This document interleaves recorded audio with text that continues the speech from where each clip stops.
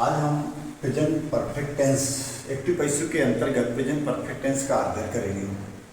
Rule number 1, इस tense में कर्ता के अनुसार हेल्पिंग वर्ब सहायक क्रिया हैज बीन तथा हैव बीन के साथ मुख्य क्रिया अर्थात मेन वर्ब की थर्ड फॉर्म का प्रयोग होता है। Rule number 2, he she it तथा एक वचन संज्ञा अर्थात सिंगुलर नाउन के साथ हैज बीन तथा वर्ब की थर्ड फॉर्म का प्रयोग होता है। Rule number 3, I we you they तथा बहुवचन संज्ञा अर्थात प्लूरल नाउन्स के साथ हैव बीन तथा वर्ब की थर्ड फॉर्म का प्रयोग होता है। The cat has killed the mouse.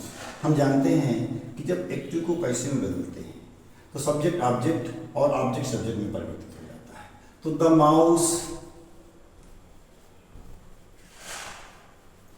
Mouse singular है, इसलिए इसके साथ हम हैज बीन का प्रयोग करेंगे।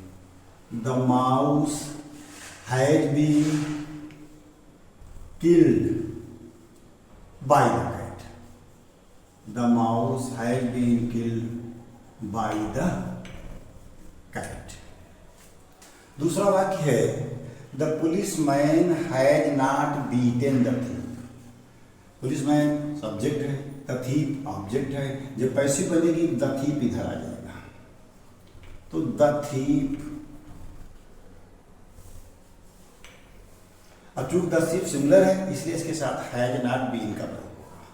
The thief has not been.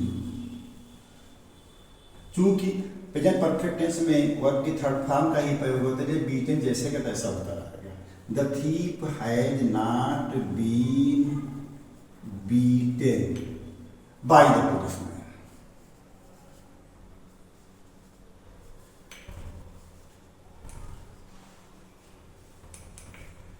अब हम तीसरे उदाहरण की ओर जाते हैं। Have you not done your work. आप जानते हैं ये इंट्रोगेटिव का सेंटेंस है और चूंकि यू प्लूरल है इसलिए उसके साथ हैव का प्रयोग हुआ है, लेकिन योर जो होता है सिंगुलर है, इसलिए हम जब ऑब्जेक्ट को सब्जेक्ट बनाएंगे तो हैज इधर आ जाएगा। तो हो जाएगा has your work not been done by you.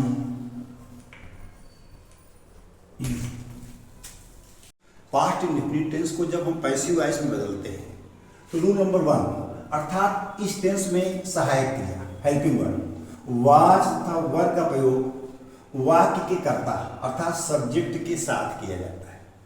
Rule number 2, he she it तथा एक वचन कर्ता अर्थात सिंगुलर सब्जेक्ट के साथ वाज लगाकर मुख्य क्रिया अर्थात मेन वर्ब की थर्ड फॉर्म का प्रयोग किया जाता है।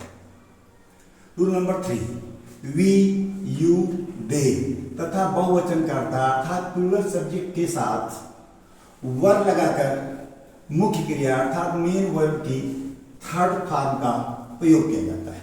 अब हम एग्जाम्पल की ओर जाते हैं। ऐसे पहला एग्जाम्पल है मोहन रोट ए लेटर। जैसा कि हम जानते हैं कि पास्ट इंडेफिनिट में एक्टिव वॉइस में अफर्मेटिव में सेकंड फॉर्म का प्रयोग किया जाता है, लेकिन जब हम उसे पैसिव वॉइस में बदलते हैं तो पैसिव वॉइस में थर्ड फॉर्म का ही प्रयोग किया जाता है। चूंकि मोहन जो है ये आपका सब्जेक्ट है, रोट जो है ये आपकी सेकंड फॉर्म है, ए लेटर आपका ऑब्जेक्ट है। जब हम इसको पैसिव वॉइस में बदलेंगे तो ए लेटर इधर आ जाएगा। ए लेटर चूंकि सिंगुलर है तो इसके साथ वाज का प्रयोग होगा। A letter was write wrote written अर्थात a letter was written by Mohan.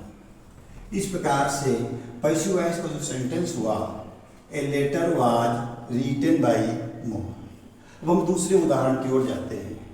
Rajesh did not help Ramesh. जैसा कि हम जानते हैं कि पास्ट इंडेफिनिट में अफर्मेटिव में वर्ब की सेकंड फॉर्म का प्रयोग होता है। वहीं निगेटिव और इंट्रोगेटिव दोनों में, निगेटिव में डिड नॉट के साथ वर्ब की फर्स्ट फॉर्म का प्रयोग होता है, इंट्रोगेटिव में डिड के साथ वर्ब की फर्स्ट फॉर्म का प्रयोग होता है। क्योंकि सेंटेंस है Rajesh did not help Ramesh, तो रमेश इधर आया। रमेश चूंकि सिंगुलर है इसलिए इसके साथ वाज का प्रयोग हुआ।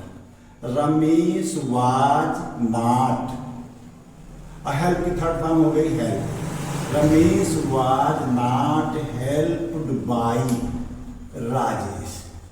इस प्रकार से पैसिव वॉइस का जो आपका सेंटेंस तैयार हुआ, जब एक्टिव वॉइस का सेंटेंस है Ramesh did not help Ramesh, जब उसकी हमने पैसिव बनाई तो सेंटेंस बना आपका Ramesh was not helped bye Rajesh. अब हम तीसरे सेंटेंस की ओर जाते हैं। Who at all the fruits. Who जो कि अपने साथ सेकंड फॉर्म लेता है, लेकिन जब हम उसको पैसिव में बदलते हैं तो यही हु जो है वो बाय हुम हो जाता है।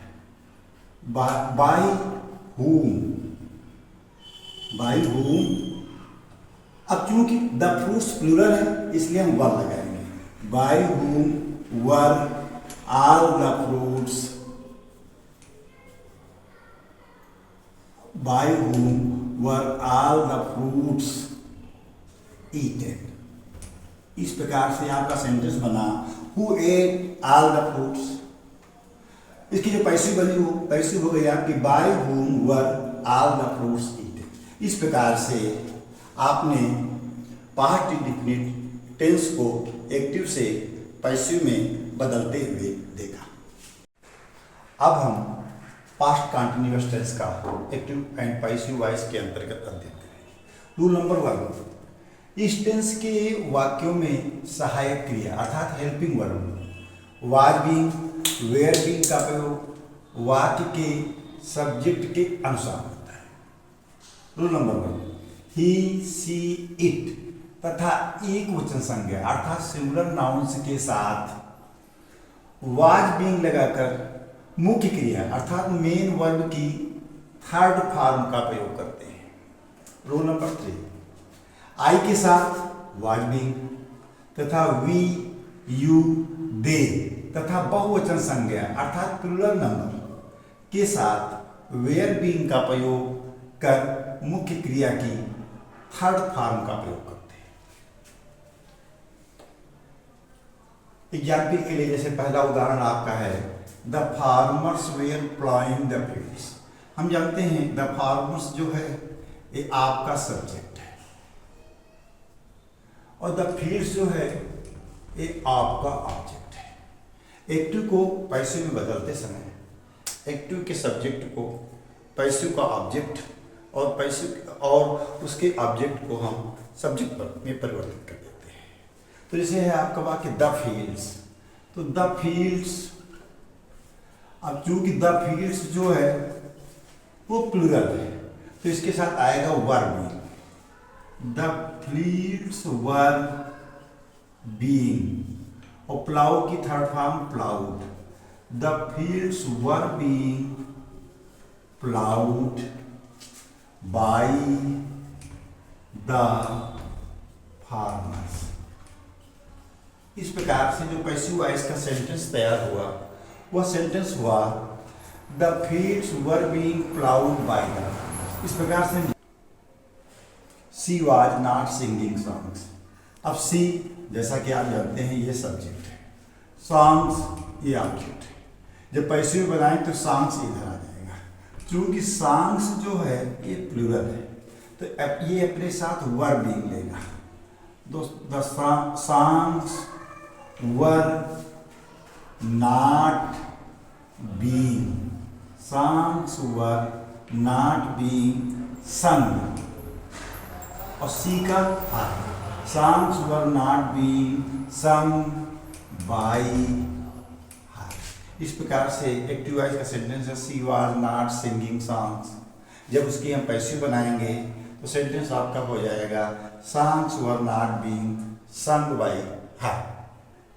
इसी प्रकार से हम अगले सेंटेंस की ओर चलते हैं। अगला सेंटेंस है was Ramesh telling a story. चूंकि इंटरोगेटिव का वाक्य है इसलिए हम, और चूंकि ए स्टोरी जो है ये सिंगुलर है, इसलिए हम वाज को जैसे का तैसा उतार देंगे, वाज ए स्टोरी। फिर हम बीइंग लगाएंगे, वाज ए स्टोरी बीइंग, और टेल की third form told, was a story being told by Ramesh. इस प्रकार से जो सेंटेंस है आपका, was Ramesh telling a story, इसके जो हम पैसिव वॉइस बनाएंगे तो हो जाएगा was a story being told by Ramesh. Passive voice की श्रृंखला के अंतर्गत अब अगला टेंस हम पास्ट परफेक्ट टेंस का अध्ययन करने जा रहे हैं। जैसा कि आप जानते हैं, पास्ट परफेक्ट टेंस में प्रत्येक कर्ता के साथ सहायक क्रिया अर्थात हेल्पिंग वर्ब हैड बीन का प्रयोग किया जाता है, अर्थात मुख्य क्रिया अर्थात मेन वर्ब की थर्ड फॉर्म लिखी जाती है। पास्ट परफेक्ट टेंस में वैसे भी हैड के साथ वर्ब की थर्ड फॉर्म लगी ही रहती है। तो जैसे वाक्य है I had finished the work, तो जो इसकी पैसिव बनेगी तो हो जाएगी the work had been finished, the work had been finished by me. अब चूंकि आई सब्जेक्ट है, द वर्क ऑब्जेक्ट है। पैसिव को जो हम एक्टिव को जो हम पैसिव में बदलते हैं तो ऑब्जेक्ट को सब्जेक्ट और सब्जेक्ट को ऑब्जेक्ट में परिवर्तन कर देते हैं।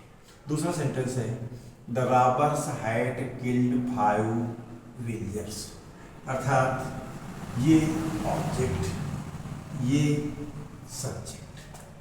तो पैसिव जो बनेगी तो हो जाएगा आपका 5 विलिजर्स